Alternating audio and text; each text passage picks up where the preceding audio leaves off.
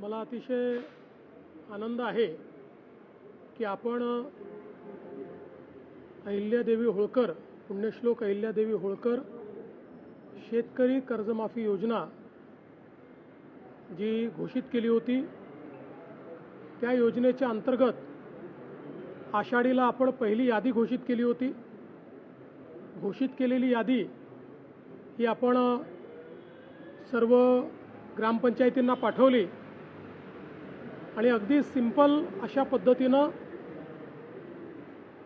जे काही शेतकरी आहेत त्यांनी केवळ जाऊन आधार ऑथेंटिकेशन करायचं, कुठलाही अर्ज नाही किंवा कुठल्याही प्रकारचे इतर गोष्टींची आवश्यकता नाही। अशा पद्धतीनं ॲग्रीस्टॅक नंबर आणि आधार ऑथेंटिकेशन करून त्यांची खाती नील करायची, अशा प्रकारचं आपण काम हातामध्ये घेतलं होतं। आज जवळपास 5029 कोटी रुपये हा पहिला हप्ता 6,22,207 शेतकऱ्यांच्या खात्यामध्ये गेला आहे आणि ही खाती नील झालेली आहेत।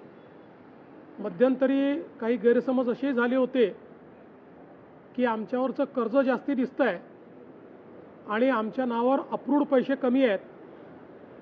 त्याचं कारण जे काही NPAवर लावलेलं व्याज होतं, त्या व्याजामुळे ते जास्त दिसत होतं।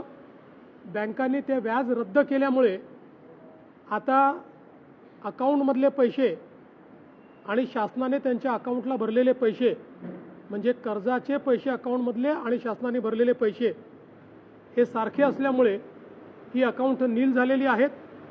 आता रोज मोठ्या प्रमाणात ही अकाउंट्स येत आहेत। अशी व्यवस्था केलेली आहे की जसे जसे अकाउंट्स येतील, ऑथेंटिकेट होतील, तसं तसं त्या खात्यांमध्ये पैसे जातील। अजूनही म्हणजे जवळपास हे 18-19 लाख अकाउंट जे आहेत याची प्रोसेस चालली आहे। 12 लाख अकाउंट जे आहेत हे बँकांना परत पाठवलेले आहेत, कारण बँकांनी त्यात चुका केलेल्या आहेत। बँकांनी हे सांगितलं आहे की साधारणपणे आठवड्याभरामध्ये तेही अकाउंट सुधारून आम्ही परत करू। त्यामुळे मला असं वाटतं की आता हे जे काही सगळे अकाउंट्स आहेत हे सगळे क्लिअर होऊन आणि त्याच्यामध्ये पैसे टाकण्याची सुरुवात झालेली आहे। पुढच्या काळामध्ये सगळे जेवढे अकाउंट्स ऑथेंटिकेट होतील त्या सगळ्या अकाउंट्समध्ये पैसे टाकून आपल्या शेतकऱ्यांना कर्जमाफीचा पूर्ण जो काही बेनिफिट आहे हे आपण त्या ठिकाणी देणार आहोत। आता रोज जसे जसे अकाउंट येतील तसे तसे पैसे भरले जातील।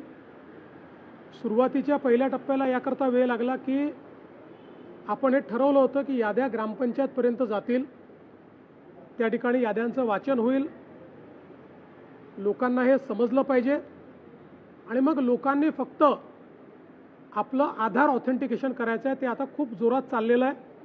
शेतकरी मोठ्या प्रमाणात ते करतात। ते झाल्याबरोबर आमच्याकडे जसं अकाउंट येतो तसं आम्ही पैसे भरणं सुरू करतो।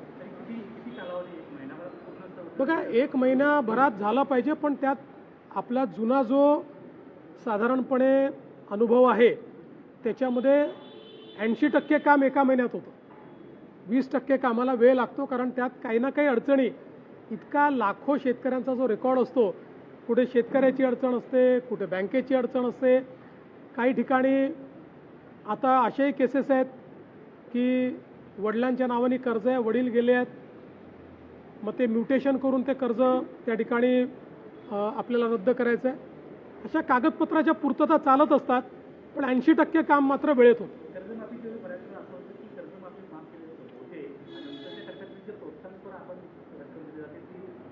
नाही, आम्ही याच्यामध्ये 2च टप्पे केलेले आहेत। पहिल्या टप्प्यामध्ये आम्ही सगळे कर्जमाफीचे पैसे भरतो आणि दुसऱ्या टप्प्यात आम्ही प्रोत्साहनचे पैसे देणार आहोत। कर्ज मिळण्यासाठी शेतकऱ्यांना अडचण येणार नाही असं म्हणायचं? बिलकुल अडचण येणार नाही। सगळ्या बँकांनी सांगितलं आहे। काही अशाही पद्धतीनं अफवा पसरवल्या जात आहेत की OTS झाला आहे त्यामुळे सिबिल तुम्हाला लागेल, असं कुठेही नाही। यात कुठलंही OTS नाही आहे। फक्त लावलेलं जास्तीचं व्याज हे रद्द केलेलं आहे. बाकी पूर्ण पैसे सरकार भरते.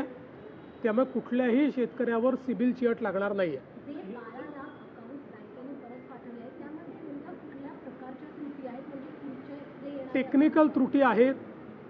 काही ठिकाणी अकाउंट दुबार आलेले आहेत, त्यामुळे ते 2 अकाउंट आहे की 1 अकाउंट आहे हे पाहावं लागणार आहे. काही ठिकाणी नंबरचा मिसमॅच आहे, काही ठिकाणी नावांचा मिसमॅच आहे आणि म्हणून ते सुधारण्याकरता त्या ठिकाणी पाठवले आहेत. कारण ही संपूर्ण डिजिटल पद्धत असल्यामुळे डिजिटल पद्धतीत सगळ्या गोष्टी व्हेरीफाय झाल्याशिवाय पैसे जात नाही. DBTनी पैसे जातात, त्यामुळे सगळ्या गोष्टी व्हेरीफाय कराव्या लागतात. म्हणून या छोट्या छोट्या चुका आहेत त्या बँका ऑथेंटिकेट करून देणार आहेत. शेतकरी कर्जमाफी संदर्भात अतिशय महत्त्वपूर्ण आनंदाची अपडेट असणार आहे, कारण माननीय मुख्यमंत्र्यांनी आता सांगितलं आहे की 5029 कोटी इतका निधी वितरित करण्यात आलेला आहे व ज्या शेतकरी बांधवांनी आधार खाते जे काही आधार प्रमाणीकरण केलेलं आहे त्यांच्या खात्यामध्ये आता पैसे जमा होण्यास सुरुवात झालेली आहेत. असे एकूण 6,22,207 शेतकरी असणार आहेत ज्यांचे खाते नील झालेले आहेत. तुमचे देखील खाते नील झाले आहेत का नाही नक्कीच कमेंट करून सांगा. पुण्यश्लोक अहिल्यादेवी होळकर शेतकरी कर्जमाफी योजना पहिली यादी आषाढी एकादशी निमित्त आली होती व त्यानंतर 17 लाख शेतकरी बांधवांची यादीमध्ये नाव आलं होतं, ज्यामध्ये थकबाकीदार शेतकरी बांधवांचे नावे होते व पूर्णपणे रक्कम आता नील झालेली आहे. तर काही गैरसमज देखील होते की जे रक्कम आहे त्यामध्ये बदल असणार आहे, पण ते पूर्णपणे गैरसमज होते. NPA वर लावलेले व्याज आणि तफावत दिसत असल्यामुळे शेतकरी बांधवांमध्ये संभ्रम होता, पण ते बँकेने जे व्याज आहे ते रद्द केल्यामुळे आता पूर्णपणे अकाउंटचे जी काही व्याज आणि जे पैसे असणार आहे शासनाने पूर्णपणे पैसे भरल्यामुळे सेम असणार आहे. म्हणजेच जे कर्जमाफी यादीच्या लिस्टमध्ये आलेली रक्कम आणि तुमची जी ॲक्च्युअल रक्कम आहे ते सेम असल्यामुळे आता शेतकरी बांधवांचे खाते नील झालेले आहेत. तर राज्यभरात 6,22,207 शेतकरी बांधवांचे खाते नील झालेले आहे.